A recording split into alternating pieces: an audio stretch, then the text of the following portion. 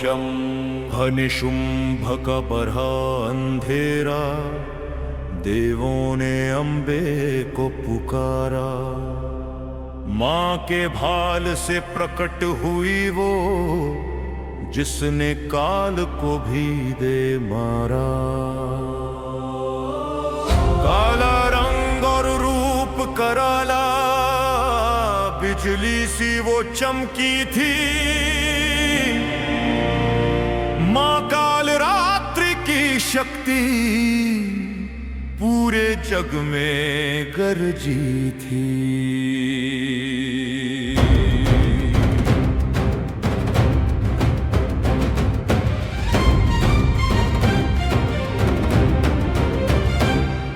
रक्त बीज का रक्त जो गिरा सेना नई बन जाती थी। तब माँ ने अपनी जिवा फैलाई, बूंद बूंद पी जाती थी। अंत हुआ उस पापी का जब खून न नीचे गिर पाया। माँ काल रात्रि ने धरती को दानव मुक्त बनाया। जय माँ काल रात्रि जय शुभंकारी, काल का भी काल बनी माँ सब पे भारी। जय माँ काल रात्रि जय शुभंकारी। पर गुस्सा शांत न होता था, धरती फटने वाली थी। सृष्टि के विनाश की घड़ी सर पर आने वाली थी। तब लेट गए महादेव वहां, माँ का पांव जो ऊपर आया। शांत हुआ वो रौद्र रूप जब शिव का दर्शन पाया। शिव का दर्शन पाया। जिह्वा हर आंखें शांत शुभकारी, माँ बनी प्यारी। जय माँ काल रात्रि तुम हो सृष्टि की रखवारी। जय माता दी, जय माता दी। घोर अंधकार और माँ की उत्पत्ति, सृष्टि पर अधर्म का सूरज चढ़ चुका था। असुर राज शुंभ और निशुंभ ने स्वर्ग का सिंहासन छीन लिया था। और तीनों लोकों में हाहाकार मचा था। देवताओं की करुण पुकार सुनकर मां पार्वती ने अपनी शक्ति को जगाया। जब युद्ध के मैदान में असुरों की सेना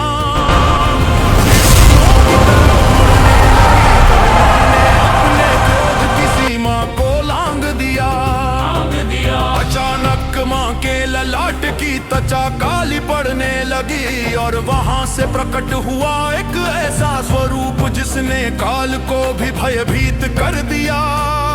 माँ काल रात्रि उनका रंग अमावस्या की रात जैसा काला, गर्दन में बिजली की तरह चमकती माला। और शरीर से निकलने वाली ज्वालाएं ब्रह्मांड को दहला रही थी।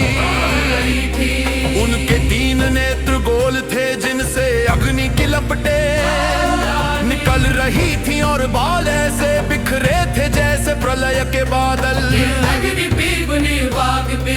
रणभूमि में रक्त बीज नाम का महाबली राक्षस आया। उसे वरदान था कि उसके रक्त की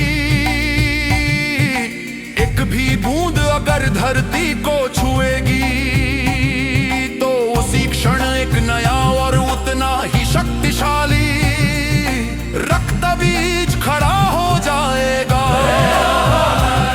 देवताओं के शस्त्र विफल हो रहे थे, क्योंकि जितना वे उसे मारते उतनी ही उसकी सेना बढ़ती जाती। उसकी सेना बढ़ती जाती।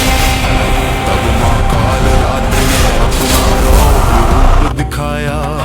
उन्होंने अपना मुख इतना विशाल किया कि आकाश भी छोटा पड़ गया। जैसे ही माँ ने तलवार से रक्त बीज पर प्रहार किया, उन्होंने अपनी जीभा को धरती पर फैला दिया। रक्त बीज के शरीर से निकलने वाली खून की एक एक बूंद को माँ ने हवा में ही पी लिया। एक भी कतरा धरती पर नहीं गिरा। अंततः वो राक्षस शक्तिहीन हो गया। और माँ ने अपने खड्ग से उस अधर्म के बीज का समूल विनाश कर दिया।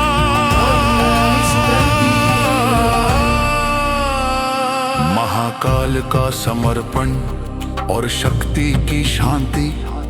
रक्त बीज के वध के बाद भी माँ का क्रोध शांत नहीं हुआ। वे इतनी आवेश में थी कि उनका हर कदम धरती को रसातल में भेज रहा था। उनका भयानक 88 सुनकर पर्वत फटने लगे और समुद्र अपनी सीमाएं छोड़ने लगा। समस्त देवता थर थर कांपने लगे, क्योंकि अगर माँ शांत नहीं हुई